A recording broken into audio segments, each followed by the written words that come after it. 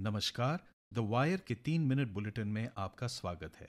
आज 17 मई है और इस वक्त शाम के 7 बजे हैं।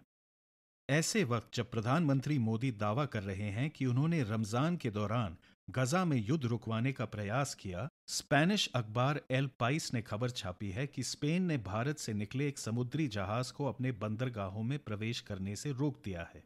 इस जहाज में इजरायल के लिए हथियार भेजे जा रहे थे। स्पेन के कानून के तहत किसी भी नरसंहार में योगदान देना एक जुर्म है। स्पेन के विदेश मंत्री जोस मैनुएल अल्वेरेस ने गुरुवार को कहा, मध्य पूर्व को और अधिक हथियारों की जरूरत नहीं है, उसे शांति की आवश्यकता है। मैनुअल स्कैवेंजिंग के कारण उत्तर प्रदेश और दिल्ली में 10 दिनों में 8 मौतें हुई हैं। इन मौतों पर चिंता व्यक्त करते हुए कार्यकर्ताओं ने उन लोगों के खिलाफ सख्त कार्रवाई की मांग की जो सफाई कर्मचारियों को सुरक्षा गियर के बिना सेप्टिक टैंक साफ करने के लिए मजबूर करते हैं। दलित आदिवासी शक्ति अधिकार मंच और जस्टिस न्यूज के बैनर तले कार्यकर्ताओं ने एक संवाददाता सम्मेलन में मांग की कि दोषियों की पहचान की जाए और मैनुअल स्कैवेंजिंग एक्ट और भारतीय दंड संहिता की संबंधित धाराओं के तहत तुरंत एफआईआर दर्ज की जाए। सुप्रीम कोर्ट के एक वरिष्ठ वकील और ह्यूमन राइट्स लॉ नेटवर्क के संस्थापक कॉलिन गोंजाल्वेज ने कहा, यह भयावह है कि सीवर लाइन को साफ करने के लिए श्रमिकों को बिना किसी प्रोटोकॉल, मशीन या ऑक्सीजन गियर के सीवर लाइन में उतरने के लिए विवश किया जाता है।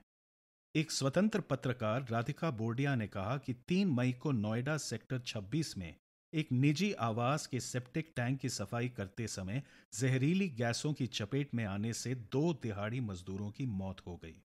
एक अन्य कार्यकर्ता रोमा ने कहा, मैनुअल स्कैवेंजिंग एक्ट के तहत किसी भी पीड़ित के परिवार के सदस्यों के पुनर्वास, परिवार के एक सदस्य को सरकारी नौकरी और उचित मुआवजा देने का कानून है। उन्होंने ये भी कहा कि इस प्रक्रिया का पालन नहीं किया जाता है।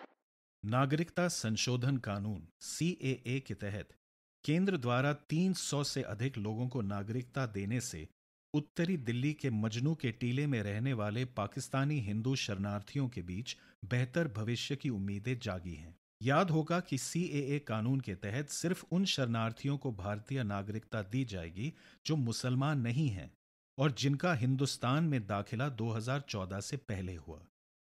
कानूनी विशेषज्ञों का कहना है कि मजनू के टीले जैसी जगहों में बसे पाकिस्तानी शरणार्थियों को सरकार सीएए के बिना भी मदद कर सकती थी, अगर इरादा धर्म के आधार पर सियासत खेलना नहीं था।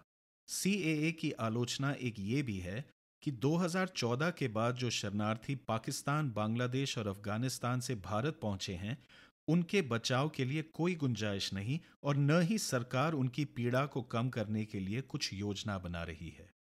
और इसी के साथ आज का ये बुलेटिन यही समाप्त हुआ।